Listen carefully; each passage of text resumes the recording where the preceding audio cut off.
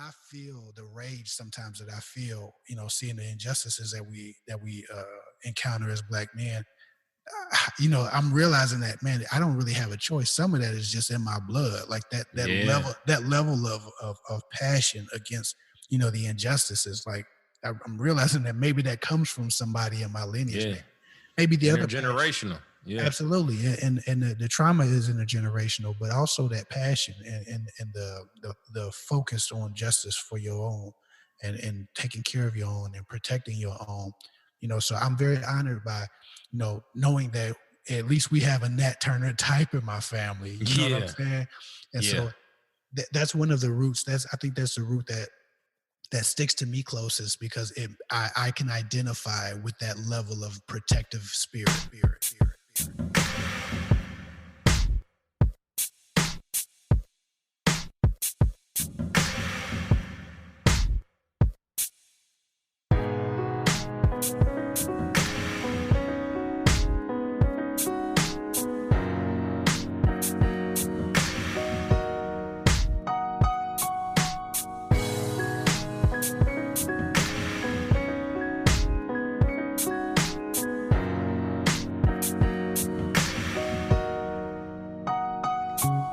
What's going on, family? Welcome to another episode of the Fatherhood Village Podcast, the official home for proud fathers and mentors. I go by the name of Dale Holloway, and I'm with the one and only Kev Hick. What's going on, brother? Oh man, I'm chilling, brother. Just enjoying being in this rare company. The one and the only. I got to do it, man. You know what I'm saying? Um, but yeah, man, how's the family doing? Everybody good, man. No complaints. It was a good weekend. Another one for the record books. Good, good. I dig that. Yeah, man. So this episode, we wanted to touch on our roots, story time with the OGs. Some bullet points we want to make before we dive in will be listening and learning from our grandparents, older relatives, and elderly members of the community. Family traditions, things that we still carry forward, things that we still do to this day. Back when we were kids, that we were brought up into. What are some of the same things that we continue to do? Some things we don't do anymore. And we'll probably wrap up with, are we still keeping family trees? How's that working out? But yeah, Kev, coming up, how did you spend a lot of your time with the old heads, man? Older neighbors down the street, people that you spent some time with, maybe passing through. What were some of the conversations you had growing up with some of the old heads, man? My upbringing was interesting. It was a good amount of drug and alcohol abuse in my family, so I might not have got the most wholesome old head experience. The old heads that was around me in a lot of cases were people who I even knew as a child I couldn't really respect. You understand what I'm saying? Um, Mm-hmm. my mom didn't always keep the greatest company, and my father was not around, so I can't blame her for all of it. I was in that position because he wasn't around. You know what I'm saying? And Yeah. she was in that position because he wasn't around. So without that support, dealing with her alcoholism, the old heads I experienced were different. They were the most wise old heads I had the opportunity to meet were the ones in AA meetings who had Mm. been clean and sober for maybe a number of years, and they were helping the other, younger alcoholics try to figure things out. And so, those old heads had a lot to impart as far as wisdom, knowledge, and understanding, just because they would always tell their stories, their life stories, their journeys. And it showed me that, people can get to be, adults as I thought, the grown ups. As a kid watching, I always realized that people can live lives that they're not proud of, and it can take a long time to become somebody you like. I just knew that I didn't want to be that. So many of the lessons I learned from the old heads, unfortunately, were just the lessons of what not to do. The Mm. cautionary tales. If that has an equal value, then or as somebody telling you a great story about how they came up. I got the cautionary tales, and that was my real experience with the old heads. I spent a lot of time with my granddaddy when I was a young boy, and we always used to go fishing. And so it starts like a great story, but my granddad's not necessarily known for his wisdom. so, Got you. so my granddad kind of crazy, So you go get something, but damn it, I don't know if you're gonna be able to take it into adulthood outside of a few slurs that he might have taught you about a particular group of people. He don't know. Oh, So yeah, I don't know, man. yeah. I'm trying to create a culture that, when I'm an old man, I am seen as an old wise man, and I want to earn that wisdom through my experience here, and make sure that my sons know that they at least have somebody who can root them in the truth, and then root them in some real knowledge and understanding. So my goal is to become the old head, because maybe I didn't have experience with it. Right. Right. Yeah. Hey, you made it through that though. Yeah. It's a real luxury to have, those old heads in your corner, as you grow along, as you mature, to help you mature, to help you as a to become a young man and become responsible one at that. So yeah, I had several friends of my father's, uncles, great uncles, neighbors down the street. They would speak to me on a seldom basis. When they'll see me, I'm taking strolls in the neighborhood, riding my bike, or I'm cutting grass. My stepfather, he had lent me the lawnmower to make a little bit of money. Wasn't much, but it was something to keep my pocket. But yeah, man, just hearing that added perspective, and and and to just listen.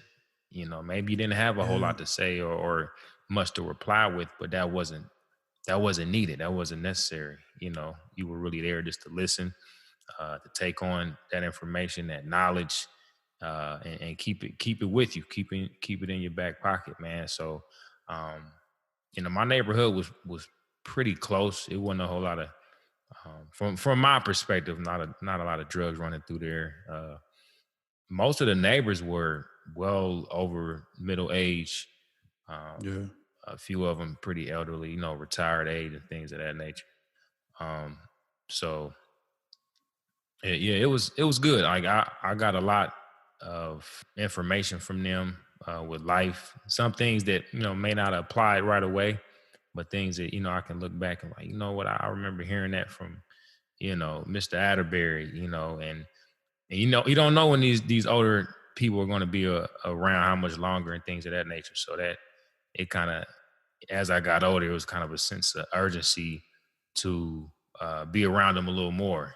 You know what I mean? And, Hmm. and and start asking questions that I didn't when I was younger. So growing up, especially around when I used to go over my grandmother's house, I noticed how they were real ingenuitive and real clever, how they work with the scraps they were given, work with much less than a lot of people had, and made a living from it. Like just this little stuff that would intrigue me, like how they would use old egg crates for like shipping and packaging stuff, and they would use old mason jars for like plants and things of that nature, and um, they were just real handy with things around the house, and real resourceful, just reuse stuff in different ways, find alternate uses for things. So that is, I don't know, it like intrigued me, made me like think bigger about things, and like, you know what I'm saying? Like, don't always rush to throw stuff away, you know what I'm saying? And um, I mean, that, they was, like I said, just being resourceful. They'd be resourceful with whooping your ass too. I would add that as well. I mean, Yeah. they'll find anything to teach you a lesson, man. You feel me? Um, but nah, I appreciate a lot of those things from them. Um, and then a big thing that stood out was my grandmother gardening, and harvesting her own crops in the backyard. That was huge. Hmm. Like I didn't see that a lot, you know, and that was, obviously from generations past, that was something that was passed down and that they continued. And my mom, I asked my grandmother not too long ago, like, yo, was my mom out there kind of helping out with that? She was like, nah, not really. I was like, okay, that's where it fell off, right? Yeah, yeah, that's the um break. That's the break in the loop. yeah, so it started to turn, started to shift. But I think that was, even as a young kid, I'm like, yo, they're growing their own food, um, from seeds that she would get from the hardware store. And I'm talking about pennies on the dollar, and they're feeding families, you know, months at a time, year on in. And I'm like, man, that's smart.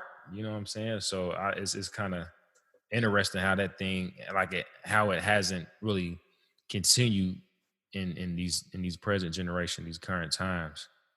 Yeah, I think we have a lot to learn from previous generations of people who had a lot less, who didn't have the conveniences that we have, who didn't have the abilities to be damn dead broke and poor and still carry $1,000 phones in their pockets, right?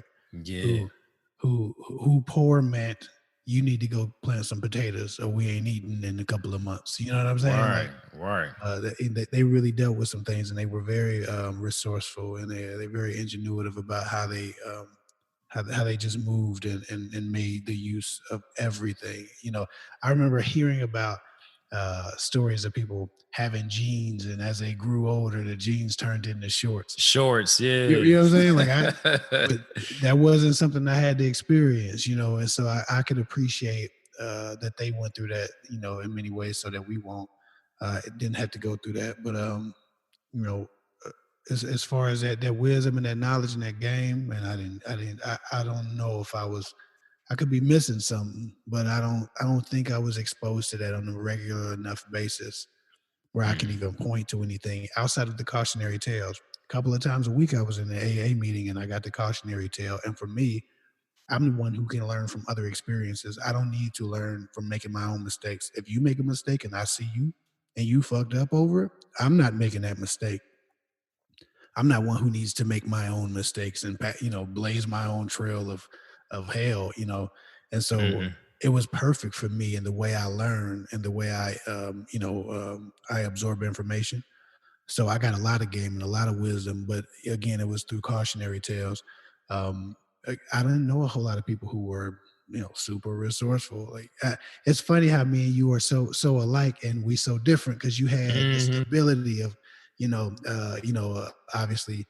Uh, your mom was always sober, you know what I'm saying? And your stepfather was always a man of respect, and your dad's a man of respect. And you got all these structures around you, and that is the complete opposite of my upbringing. You know, I was from the Yeah. projects.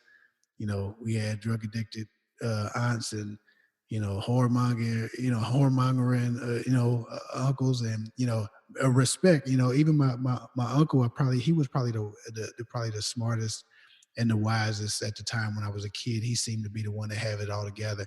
He likes his women, or he did at least. He really liked his women, so I couldn't take that example. But he went to church, and he at least showed us that a man can be manly and masculine, and and still praise the Lord and still kick somebody's ass too, because he was like a second degree black belt. So he was Oh, like damn.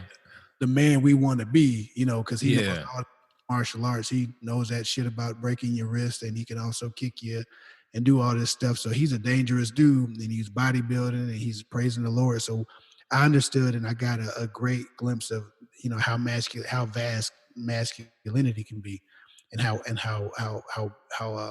much you can be and still be a man. You can also praise God. You can do good deeds for people.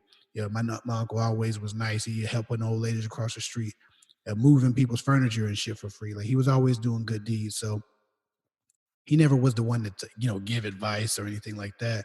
But leading by example is one of the things that he does well. You just can't follow his example with women. But outside of Yeah. that, he was a great example because he was always sober. He never drunk or smoked or did anything like that because he was so focused on his body and his martial arts and his God. So he was the one that we could always pull from and see some stability, at least seemingly from a mental place. So we always appreciated him growing up. But for the most part, uh, I guess the conversation of roots is such a interesting thing for us to have, especially as black men in America, because the majority of us really don't know where we come from.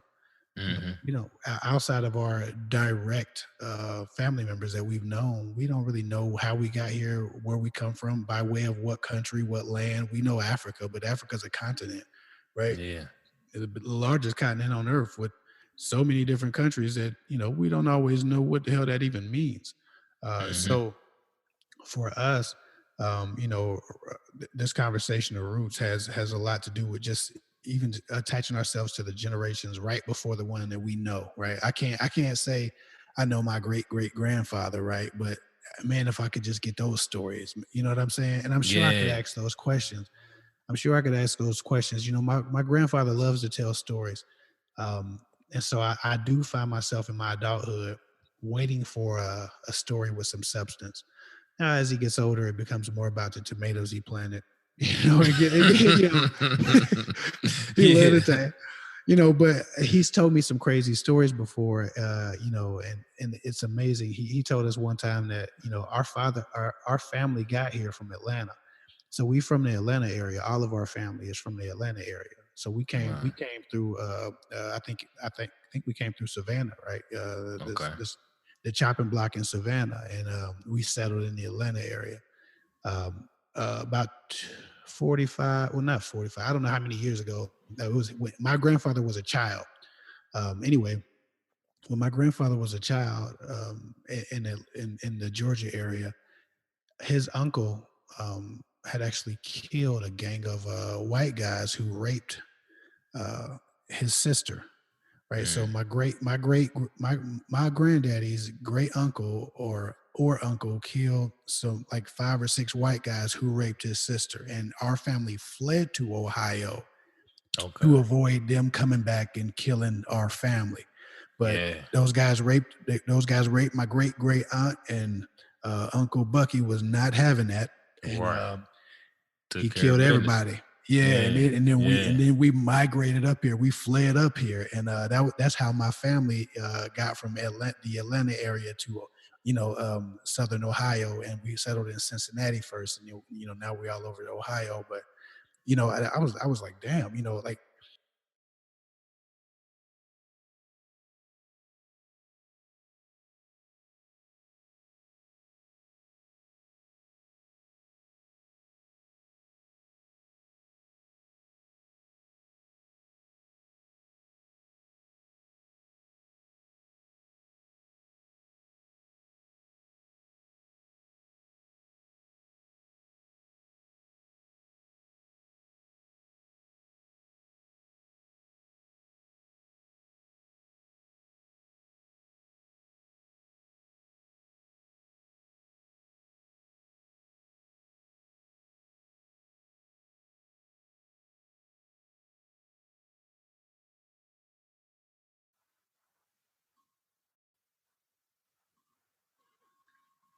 you know what I'm Yeah. saying? And so Yeah. that was a real cool story to hear, and it made me very proud to just be a part of that bloodline, because I be feeling that way sometimes. Not like I want to go Yeah. kill random people, but like if I'm not the one If that's it gonna hold. came to it, Yeah, I'm not yeah. holding a sign about my son or my daughter or my family member. I ain't holding no damn sign. We're gonna go and get to it and speak their language. Exactly.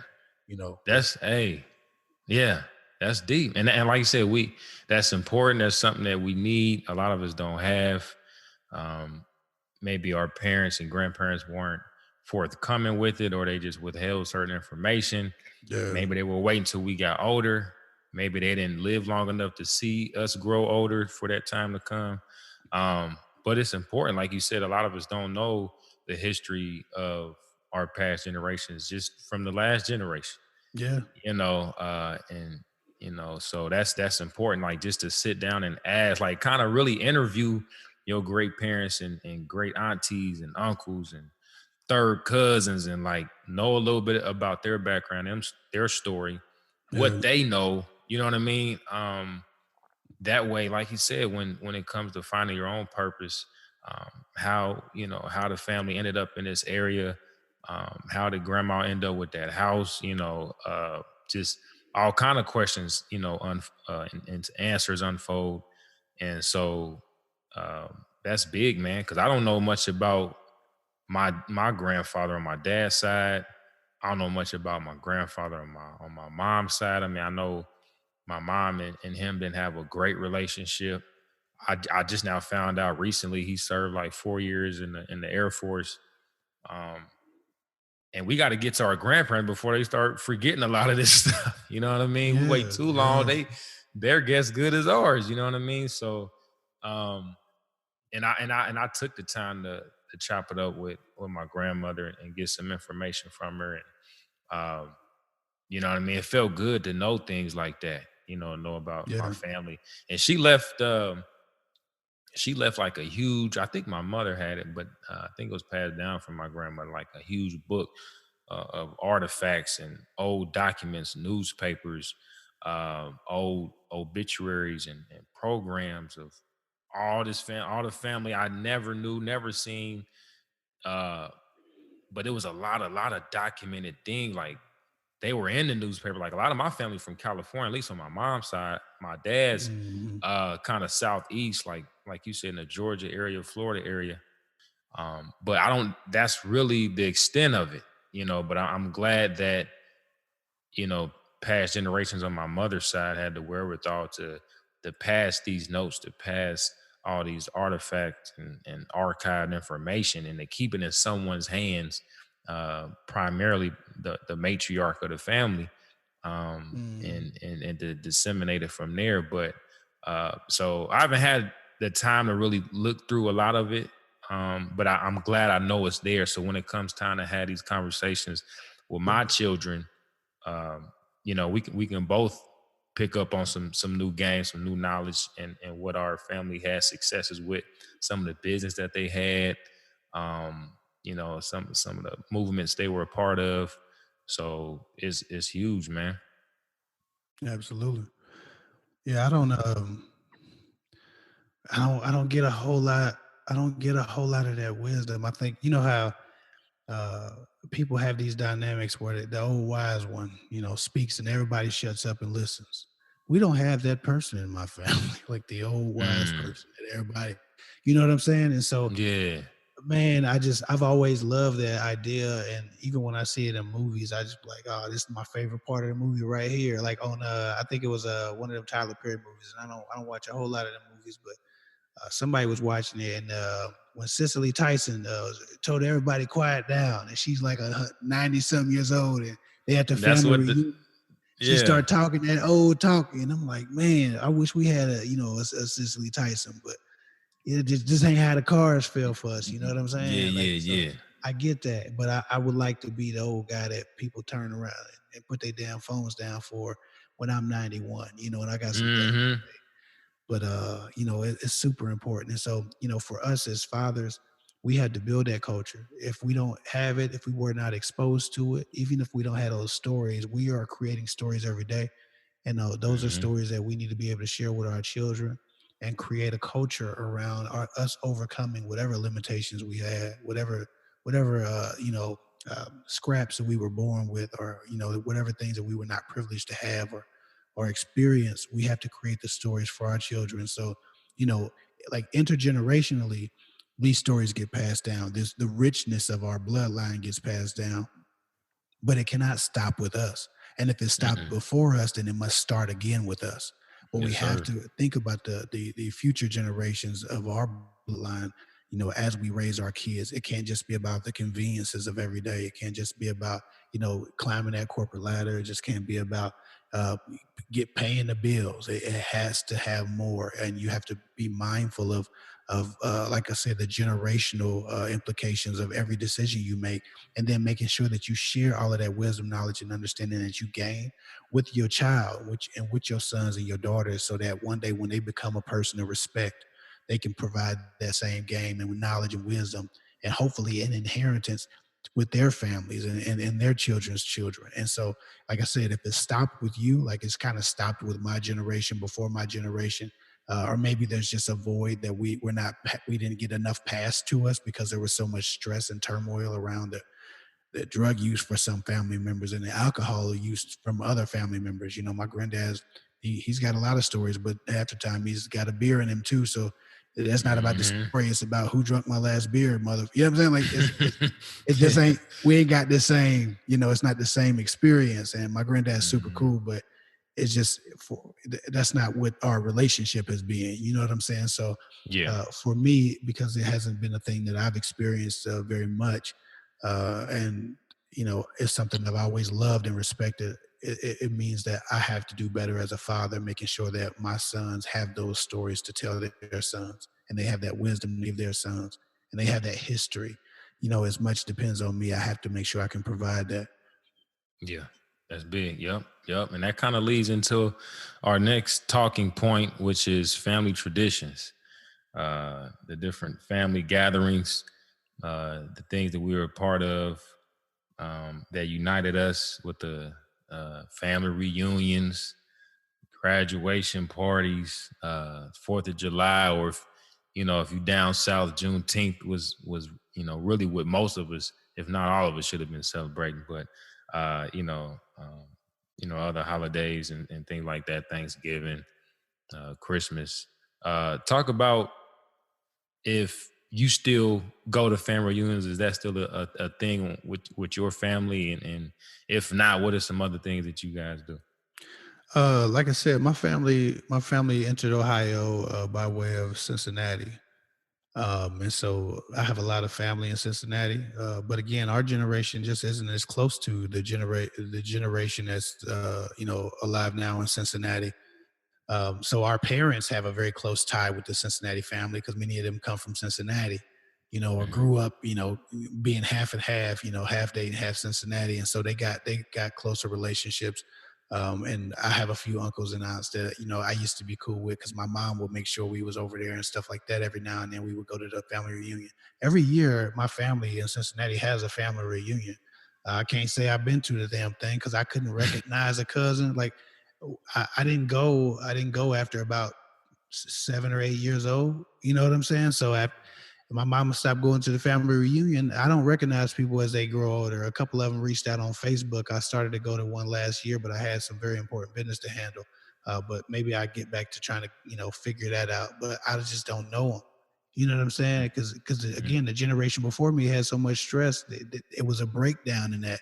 And even with our family gatherings now, I'm trying to build a culture and a tradition around celebrating holidays with my family, making sure that my son expects to see a gathering happen. He has that in his heart that he wants to do that, that he expects to celebrate, whatever holidays that we decide that, are important, we get together.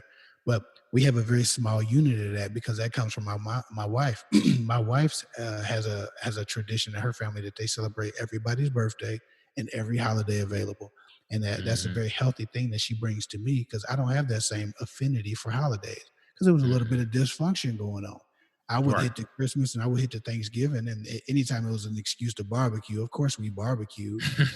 But the tradition of the love and the togetherness was spotty. Some years we had it, and some years we didn't. And then in recent years, all of the older adults that were really throwing that and bringing us into that as children, they've stepped back from it, and really none of the children have picked it up. And I've thrown a few gatherings trying to pick that torch up and have that same thing and continue that culture for my family. Hell, I'd be inviting people, and the people don't be showing up. You know what I'm saying? People too busy. Yeah. They too busy Yeah. with their phones. They too busy with their conveniences, or everybody wants to have their own gathering at their house because nobody wants to leave or drive around. Right. Won't you come over here? But I said I was Yeah, holding it over here. Well, yeah, yeah, and no. it used to You be live that. too far. Yeah. Yeah, nobody wants to go visit nobody, which is interesting because if they were just talking about going to visit a friend, they would make that trip. But when it's talking about going to visit family, all of a sudden we got to figure out how to Bruh. make everything perfect for them, or they're not coming. Yeah. And That should definitely not be the so case. that's been frustrating for me because I've thrown like 5 or 6 events, man, in recent years, and I try to invite everybody, and I get the same 14 people between me and my wife's family and counting the kids. It'd be like Wow. 14, it just people don't have the enthusiasm around it, and I understand that, and so I ain't gonna keep on pressing on it, but I'm gonna make sure that my sons have that in their heart, and I'm gonna be there every time, you know what I'm saying, as they grow older and they throw it at their house. I'm gonna be over there taking up space in my favorite chair at my son's house, making sure that he got my damn juice. You know what I'm saying? That's right. Yes, sir. Yes, sir. Yeah, man, it's super unfortunate, and it's crazy because without having those ties to family in other locations, other cities, um, we don't have that reach. We don't have that connection. We don't know our family. We could be passing this man or this woman every day. We can see they work at a certain store or they hold their own business. We don't know that. We can't even support our family. We don't know who the hell they are. No, You know what I'm saying? it's not even to cut So you off, but it's worse with me. Man, I don't even know my biological father. Like yeah, my mama wasn't that out here. Like she was in a relationship with him, and then he told her he when she got ghosted. pregnant. No, he didn't ghost her. My mama got pregnant with me, and she was with him for about 6 months. And then he told her, "Listen, I might not have told you this, but I'm actually a polygamist, and I got 5 wives. I'd like you to be the sixth." Whoa. She like, huh?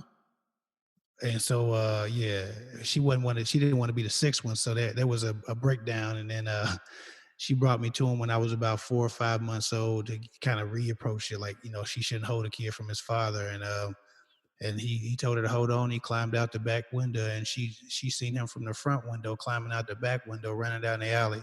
And so there was never really an attempt after that. She wasn't gonna chase him down about the shit. She was just gonna move on, and so she did that. But he has sons. I don't even know how many brothers I have. Mm, My uncle might have an idea because my uncle knows a lot of stuff about that. My uncle got the stories, but he I got brothers, man, that are very close to my age. You probably didn't walk past one of them like, dude, look like kid. You probably, right. and they in the city too, like, and they tall too. I think they're a little taller than me. And so it's interesting because I know I have very immediate family like down the street, around the corner, across town, and I don't know who they are. I don't know who none of them are, and I have a whole family of people that I don't know who none of them are, and they in the Yeah. same city, and I still don't know who none of them are. Couldn't pick them out of a lineup. Just see people who resemble me and be like, I wonder if they so and so. You know what I'm saying?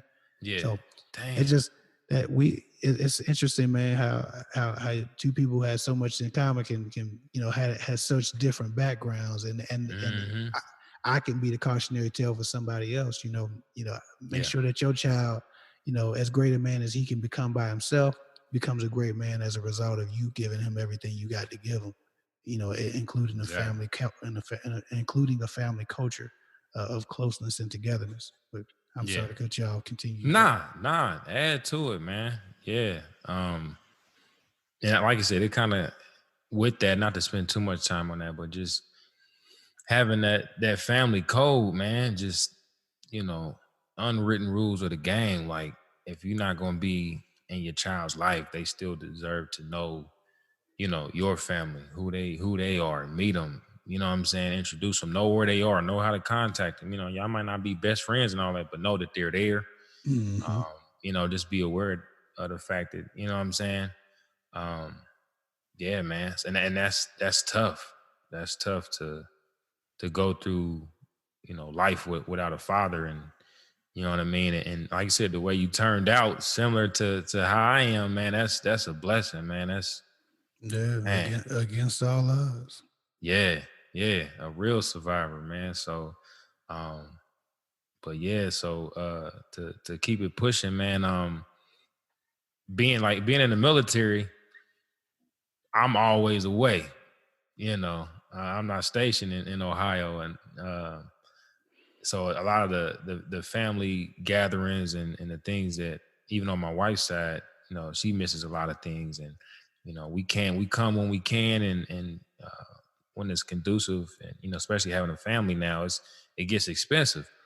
But like I said, with the age of the internet, man, there's other ways to connect. There's other ways to assemble and get to know your family, man. So I just think, uh, especially at reunions, I think like everybody should.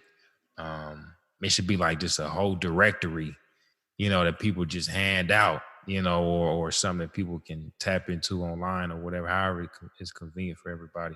Mhm. um, and just maybe it's a short bio next to every uh, family group. You know what I mean? So you can know a little bit about them. Where they located and stuff. Because I was at reunions and I didn't really say much to a whole lot of people. Like if I wasn't introduced to them, or if they didn't seem like they was my age, you know what I mean? You Mhm. know, then I kind of stayed my distance. And then after I was about 18, I don't even remember. I went to like one since I was 18, and it was a pretty small venue. And it was good to be around family. Like I'm huge about family, man. So any little bit worked out for me. But um, I just feel like if the distance wasn't there, I'd have been more receptive to going to as many as I that ever got set up. But so not being able to be a part of one and making it to a reunion since the age of 18. I think I've been to one since I was 18. So it sucks. It's definitely unfortunate, and I miss out on a lot. And because my mom she was an avid reunion uh goer. She went to pretty much all sides of the family. And she was the reason I met a lot of the family, because she would introduce. So she had a great memory of knowing who people were, who their moms and them was, uh, who they work with and all that stuff. So that's how I met a lot of people, and seeing different faces. And it was good to be around people that I was related to, and meet new people and stuff. But like I said, just being away, being totally other side of the U.S. and not being able to go as often as I would like to, kind of it's kind of hurtful in a way, because not only I can't experience that, my family, my kids don't see that as well. They don't really know. They only know what they're exposed to, and they never met, never seen. Yeah. So, uh, that's kind of something that it's a little troublesome for us. But there's other ways around it. Um, so, but yeah, man, like you said, we got to patch that up. They got to start with us. If it's not continuing through us, we had to be the trailblazers with that, and Absolutely. pioneer that into existence. I think it's a person like yourself and a person like me, man. You gonna take some L's. Even in this Yeah. fatherhood thing where you trying to do everything right. You a Air Force brother.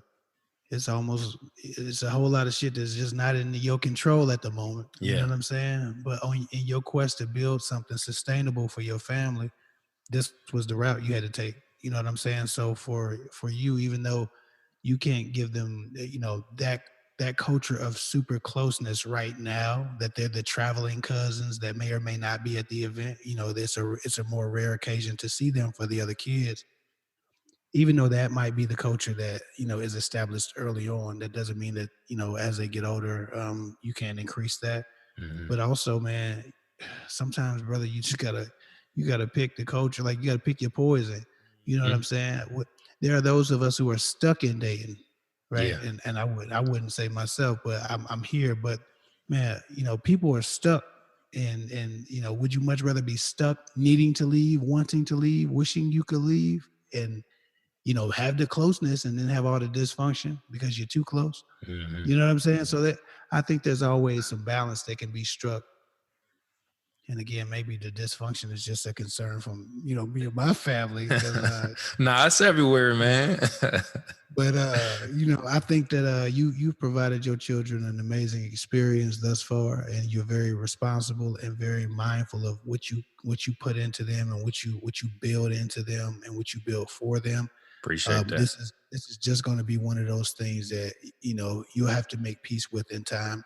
And the older they get, the easier it is to build those relationships. And if we're just being honest here, with the exception of like you and your brother, man, and your cousin brother, Right.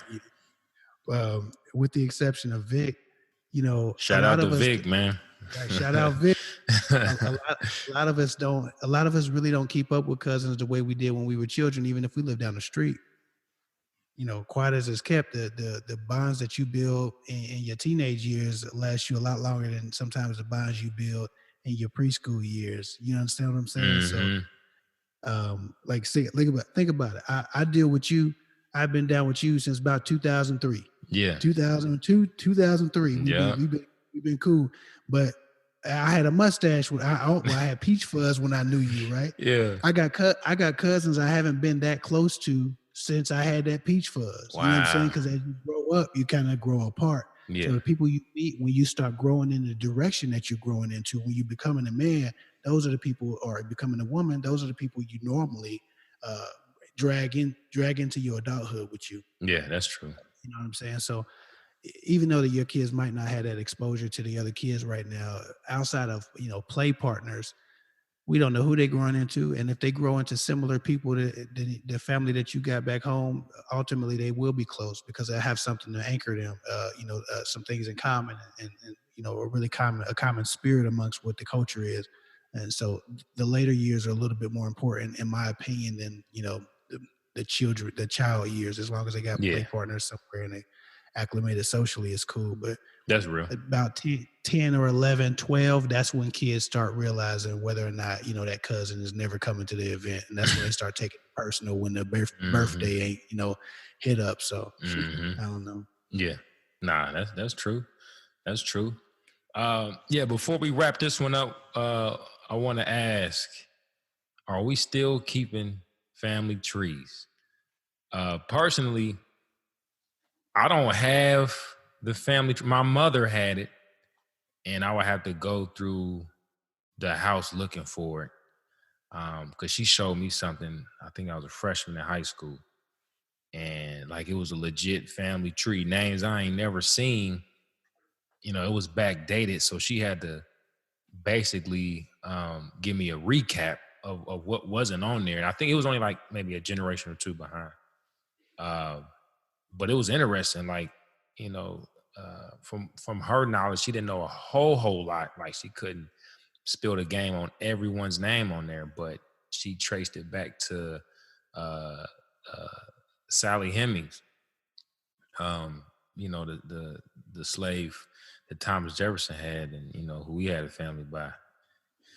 He said we came from that Mm. from that family tree, that lineage right there. So, I mean, a lot of people's family have they master's blood in them. You know what I mean? Somewhere down the line. Yeah. Well, we Um, ain't running around with African names. I don't know no right? Hickmans. They gay, yeah, they goddamn, uh, rid of all of our names, man. They, uh, new identities, man. So that's why it's even tough. It's more hard to trace back our roots. And did you ever do the ancestry.com and all that? Because I heard it was another one called, I forget the name. Was it Black Ancestry or something like that? And they're supposed to be a little bit have more accuracy, so they say. Oh, yeah, that's called African ancestry. And it's like 23andMe or ancestry.com, but it's, for the African descendants, it can break you down into the tribe. So you can get narrowed down to the very specific tribe you're from instead of just saying, oh, you're from the West region of Africa, or Yeah, you're from the Angola region. It can tell you, well, you are this, particular tribe from this particular place in this particular country of Africa. You know what I'm saying? So yeah. that's what African ancestry does. I did the 23andMe. My wife got me that for not this Christmas that just passed, but the Christmas before that. And I think that gave me a lot of pride and a lot of excitement about who I am and my roots, because again I don't know a lot of the people that came before me in my recent ancestry. And as a black man in America, I had no real knowledge about any of the things that built me or my blood lineage. And so learning that I was from the majority not Congo, Nigeria. Hmm. So I'm 35.5% Nigerian, and then I'm 20% Papua New Guinea, uh, um, Sierra Leone, Guinea, Sierra Leone. There's the region over there, and I'm 10% Congolese. There are all Wow. these different cultures, but I'm 85% and I didn't think it would have been as high, but I'm 85% sub-Saharan African. Wow. Like I'm a legit African. And so Wow. I need to I run that. I didn't I didn't realize that. I thought I was, to be quite honest, I thought I was in large part Native American because my family is in large part Blackfoot Indian, Mm, Blackfoot Native American.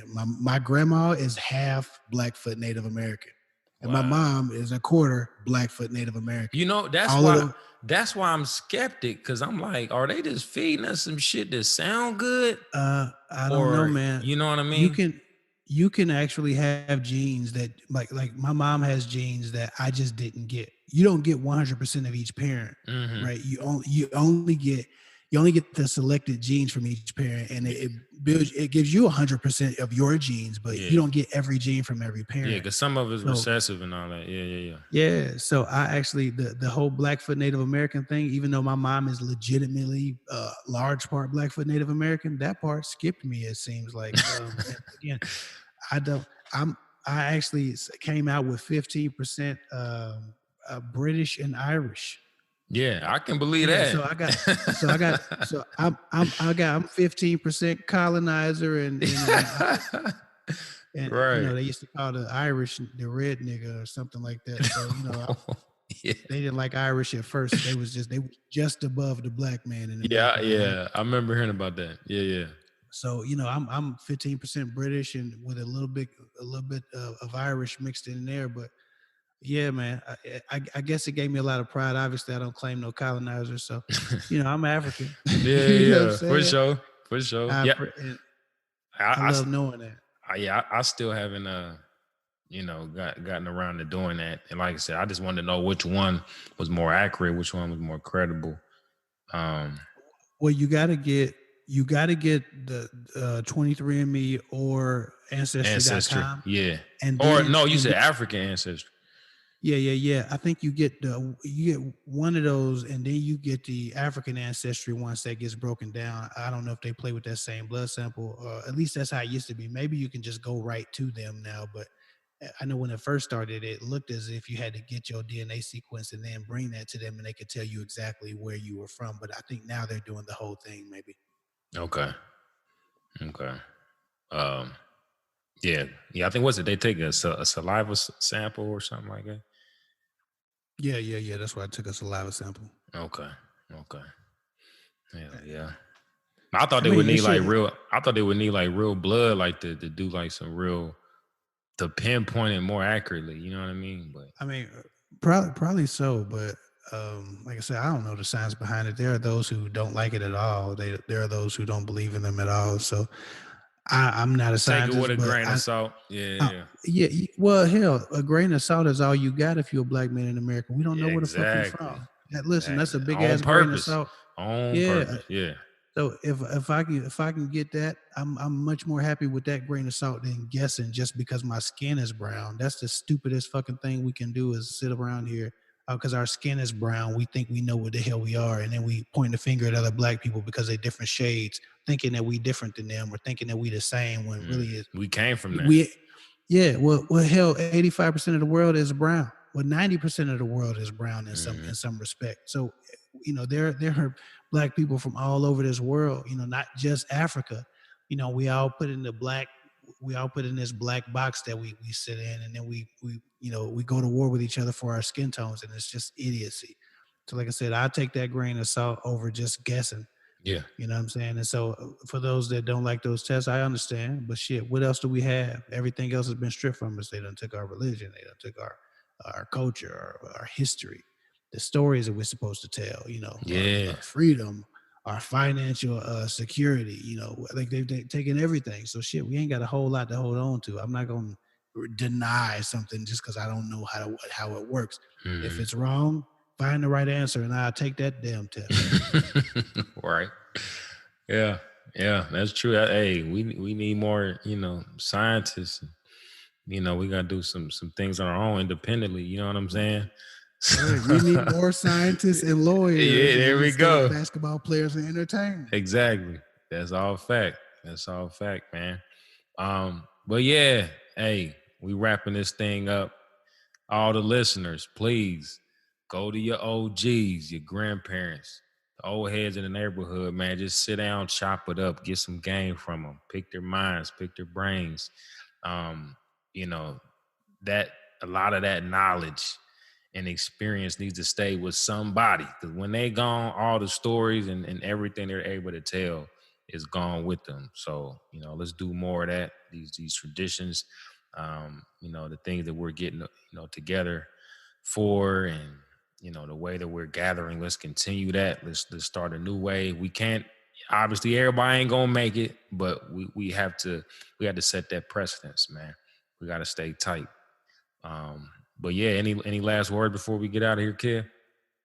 Oh man, I think it's just about building culture and doing everything that you can do to make sure that your children don't have to, go through some of the struggles that even I have to go through right now, trying to figure out where I come from, where my family been, who my ancestors are, you know what I'm saying?